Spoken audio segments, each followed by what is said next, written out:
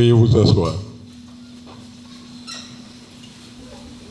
À présent, qu'il plaise à votre autorité. La séance est ouverte. Honorables députés nationaux et sénateurs, honorables membres du bureau de l'Assemblée provinciale de Kinshasa, honorables députés provinciaux et chers collègues, mesdames et messieurs les membres du gouvernement provincial de Kinshasa, messieurs les présidents des cours d'appel de Kinshasa, messieurs les procureurs généraux près les cours d'appel de Kinshasa, messieurs les commandants de la 14e région militaire, messieurs les directeurs généraux des services publics provinciaux, mesdames et messieurs les bourgmestres, distingués invités avec le respect de vos titres et de vos qualités. Conformément aux dispositions combinées des articles 16.2 de la loi portant principes fondamentaux relatifs à la libre administration des provinces, telle que modifiée et complétée par la loi numéro 13/001 du 22 janvier 2013 et 59.26 de son règlement intérieur, l'Assemblée provinciale de Kinshasa ouvre aujourd'hui jeudi le 30 septembre 2021 sa session ordinaire de septembre 2021. En mon nom, en celui des membres du bureau et des honorables députés provinciaux, je souhaite la bienvenue à tous nos invités qui, par leur présence, honorent cette cérémonie de rentrée parlementaire.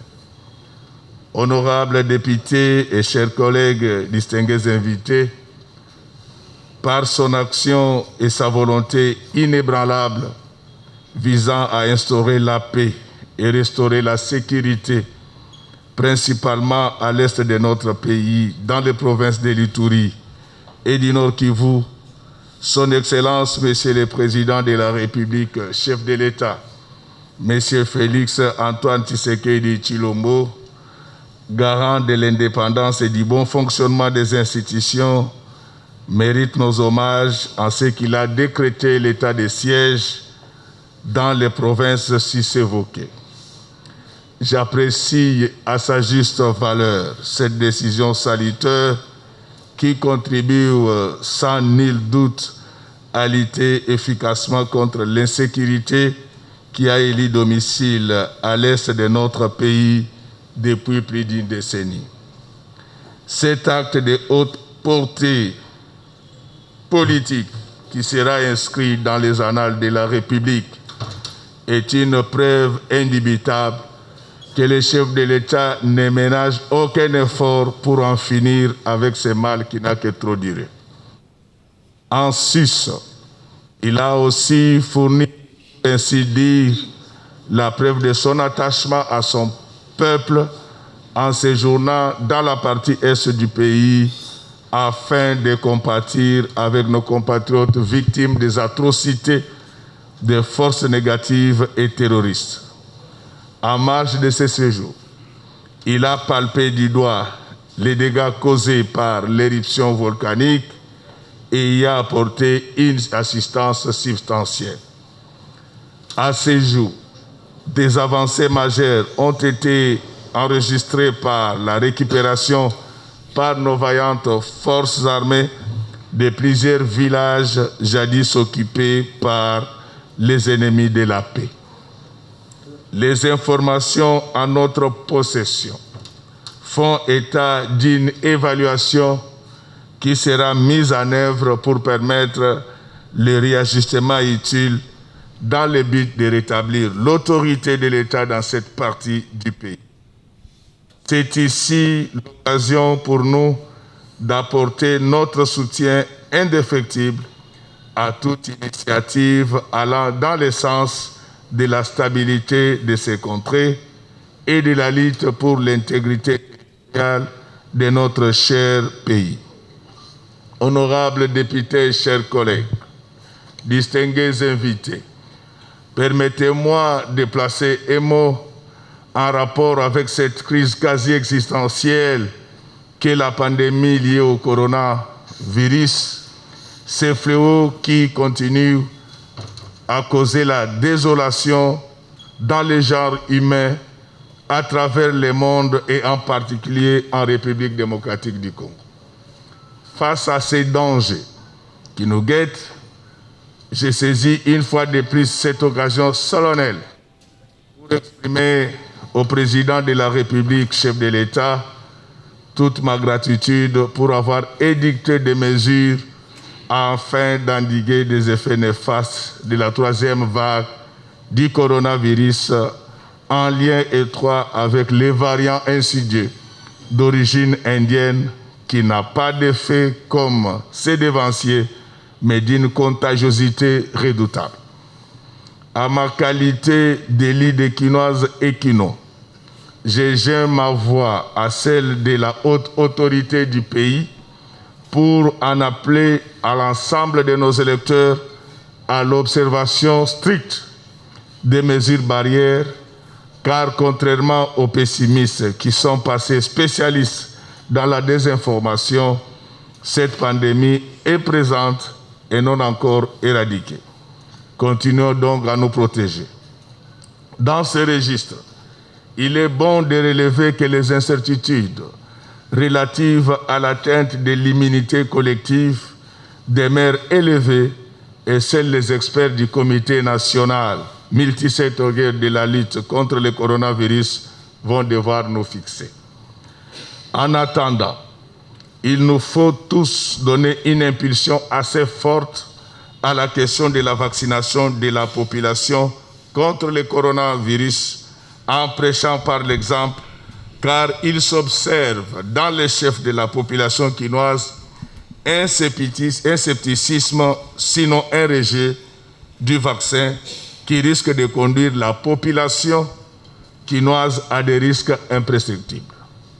Pendant ce temps, à Brazzaville, vous ne pouvez accéder aux moyens de transport en commun, vous ne pouvez pas accéder aux bâtiments publics sans que vous puissiez exhiber votre certificat de vaccination. C'est ce qui fait qu'aujourd'hui, partant dans les mêmes vols à destination de Paris, les ressortissants de la RDC sont mis en quarantaine pendant que ceux du Congo-Brazzaville sont accueillis à bras ouverts.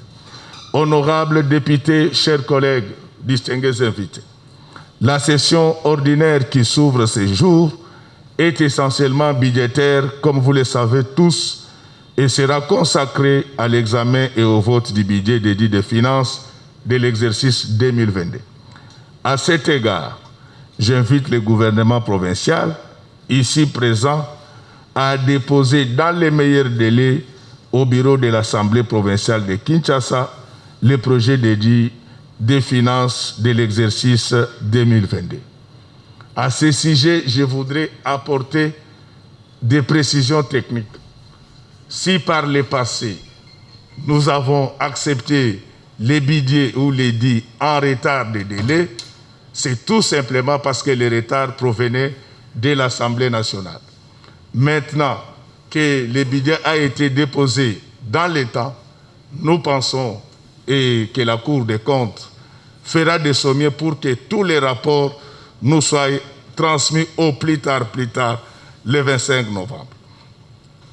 Honorables députés, chers collègues, je tiens à préciser pour éviter tout malentendu qu'avant l'examen de ce projet dédié, le gouvernement provincial fera œuvre utile de déposer simultanément le projet dédié portant réduction des comptes de l'édit des finances de l'exercice 2021.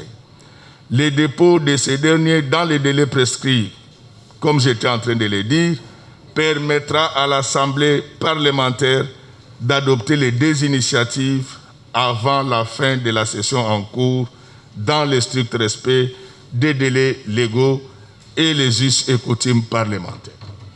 Honorables députés, chers collègues, distingués invités, outre l'examen et l'adoption de l'édit des finances de l'année prochaine, l'Assemblée provinciale de Kinshasa poursuivra l'analyse des arriérés législatifs et des nouvelles matières. Il s'agit, comme vous le savez, des textes déjà déclarés recevables par la plénière et transmis aux commissions permanentes pour examen approfondi. C'est ici l'occasion de rappeler aussi certaines autres initiatives législatives inscrites au calendrier sans être soumises à la plénière. Parmi les initiatives concernées figure notamment 1. La proposition d'édit portant réforme des procédures de perception des droits, taxes et redevances du secteur de la publicité extérieure dans la ville de Kinshasa. 2. La proposition d'édit portant réforme des procédures et de perception des droits, taxes et redevances et autres droits dits à la ville de Kinshasa. 3. La proposition d'édit portant dispositions générales applicables aux funérailles dans la ville de Kinshasa. 4. La proposition d'édit portant protection et gestion durable des rivières dans la ville de Kinshasa. 5. La proposition d'édit portant détermination des terres agricoles urbano-rurales dans la ville de Kinshasa. 6. La proposition d'édit instituant la taxe écologique dans la ville de Kinshasa. Il n'est pas superfétatoire de relever ici qu'après leur examen approfondi, la commission permanente politique, administrative et juridique, les arriérés déjà déclarés recevables devront être soumis à la plénière. De mon point de vue, il paraît opportun de tenir compte des amendements des collègues députés relevés lors des débats au cours des séances plénières passées consacrées à ces initiatives. Ces dernières, une fois finalisées, permettront à la plénière de se prononcer conformément à l'article 117 de notre règlement intérieur. Il s'agit de 1. La proposition d'édit relatif au tourisme dans la ville de Kinshasa. 2. La proposition d'édit portant protection des personnes nécessiteuses vivant avec handicap dans la ville de Kinshasa. 3. La proposition d'édit portant régulation des transports par taxi-moto dans la ville de Kinshasa. Avant de clore ces chapitres législatifs, je porte à la connaissance de l'auguste Assemblée que le bureau a reçu quelques correspondances portant validation des pouvoirs émanant des suppléants dont les titulaires ont été nommés aux fonctions incompatibles avec leur qualité de députés provinciaux.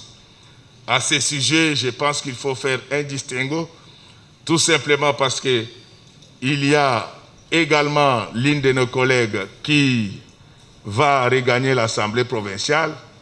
Elle sera accueillie et représentée car son mandat a été déjà validé.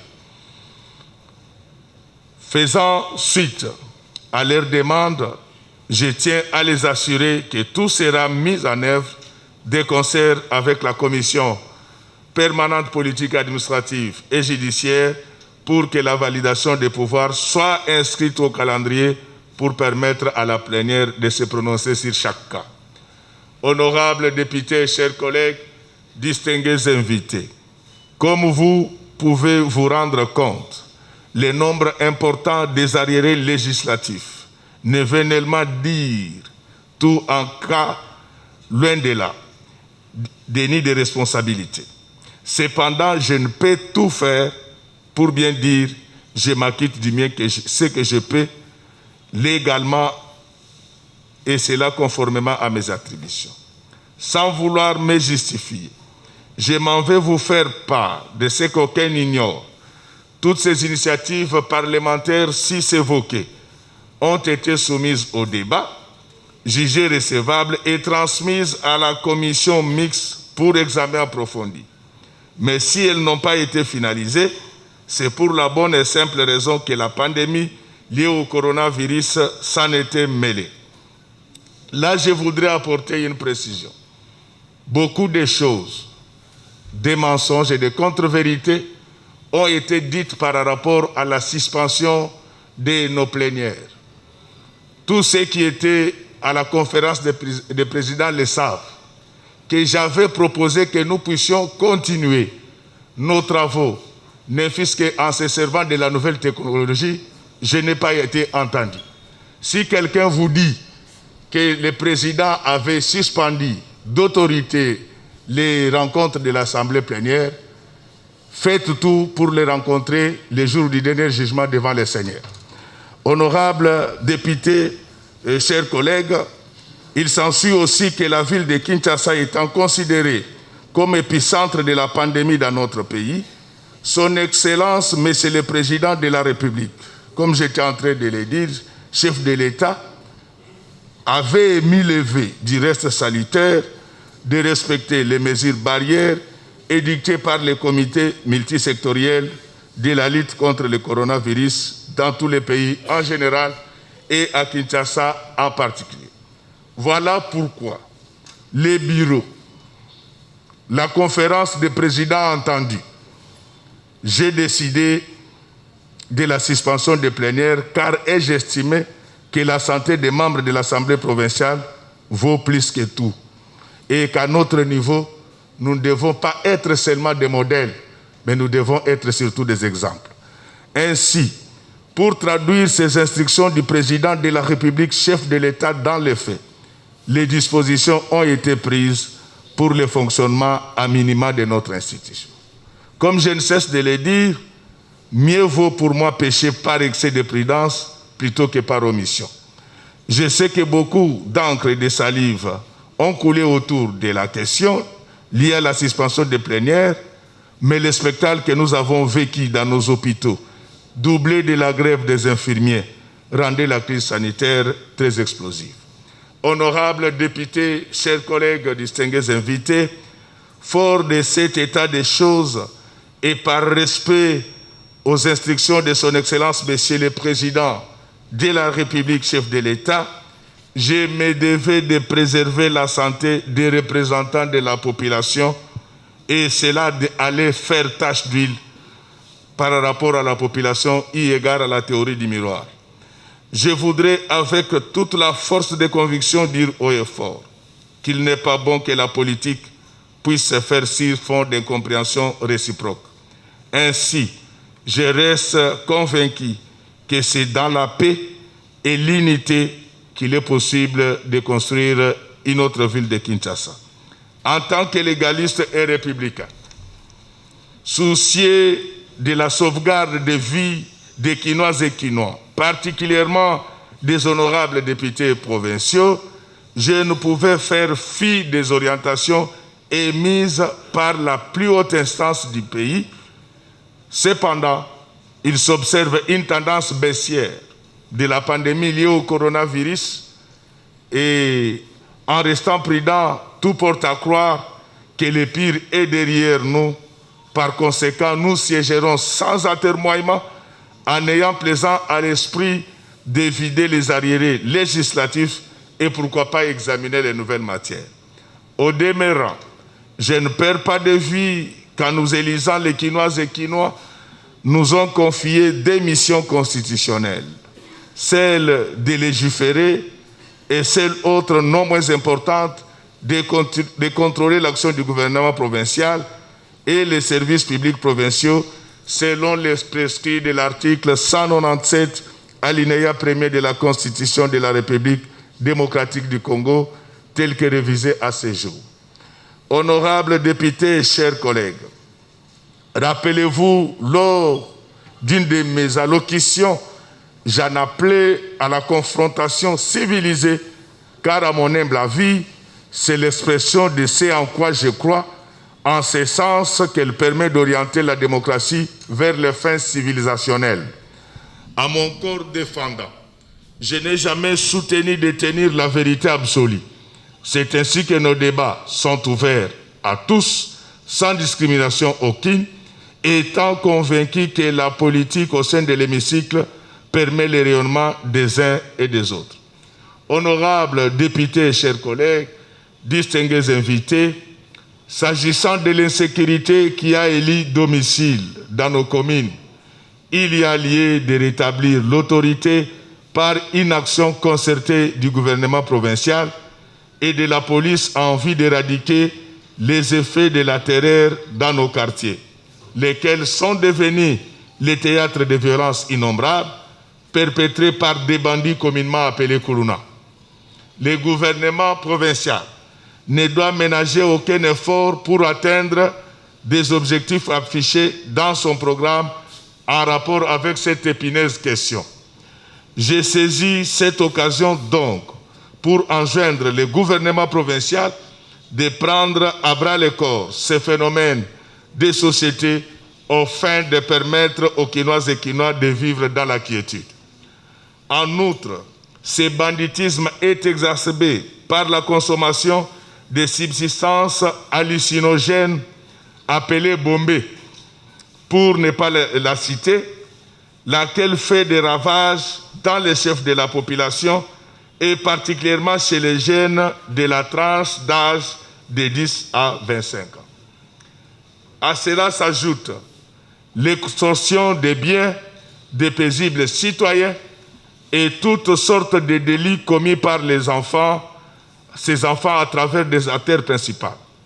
Tout compte fait, je demande au gouvernement provincial de prendre des mesures efficaces tendant à lutter efficacement contre la délinquance juvénile.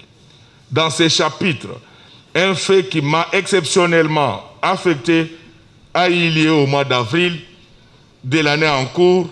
Il s'agit de la bagarre rangée en pleine ville de Kinshasa, précisément dans le voisinage du stade des Martyrs, entre deux camps rivaux des adeptes de la communauté musulmane.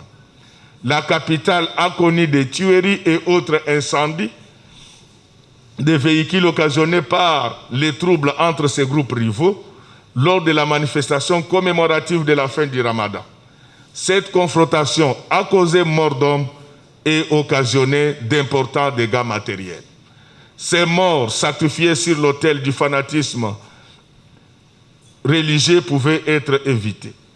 Du haut de cette tribune, et en parfait accord avec la plénière, je tiens à dénoncer de manière la plus énergétique ces actes véreux et anti-républicains qui ont troublé la paix et l'ordre public. Puisse l'exécutif provincial veiller et prendre des dispositions de prévention pour que pareille barbarie ne se reproduise. Honorables députés, chers collègues, distingués invités, pour ce qui est de la salubrité, je salue à sa juste valeur les efforts entrepris dans le but de rendre à la ville de Kinshasa sa splendeur, même si beaucoup reste à faire.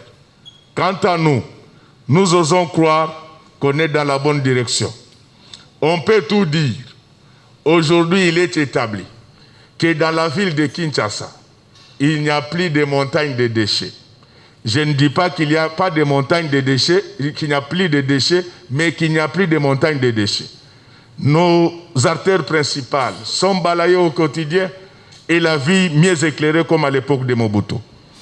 Ainsi, en toute honnêteté, j'encourage cette ingénieuse initiative et je souhaite que cela puisse continuer et qu'on ne s'arrête pas seulement à l'assainissement primaire, mais que nous puissions aller jusqu'à l'embellissement de la ville et pourquoi pas à la transformation de ces immondices en énergie électrique.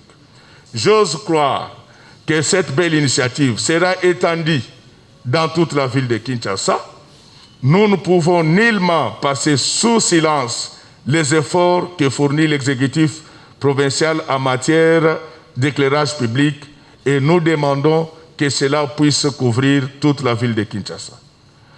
Honorables députés, chers collègues, distingués invités, animé par ma politique de proximité et à l'écoute de la population quinoise, je ne peux terminer mon propos sans pouvoir faire mention de notre mission constitutionnelle de contrôle parlementaire, qui a comme principaux objectifs l'amélioration de la gouvernance et le bien-être de la population de Kinshasa.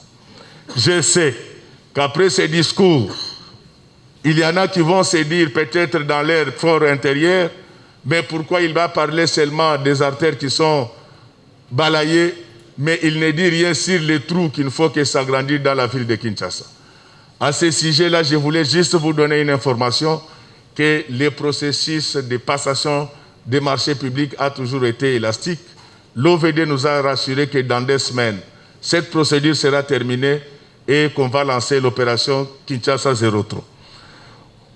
Mon souhait pour ce qui est des contrôles parlementaires, je souhaite que ces contrôles contribuent à la moralisation de la vie publique provinciale, qu'il ne soit pas une simple formalité.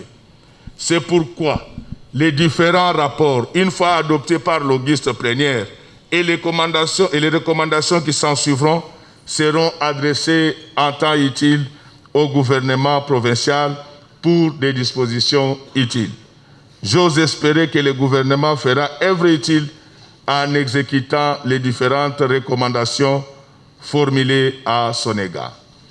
Honorables députés, chers collègues, sur ce, je déclare ouverte la session ordinaire de septembre 2021. Que Dieu bénisse la République démocratique du Congo, que Dieu bénisse la ville de Kinshasa, que Dieu bénisse l'Assemblée provinciale de Kinshasa. Je vous remercie.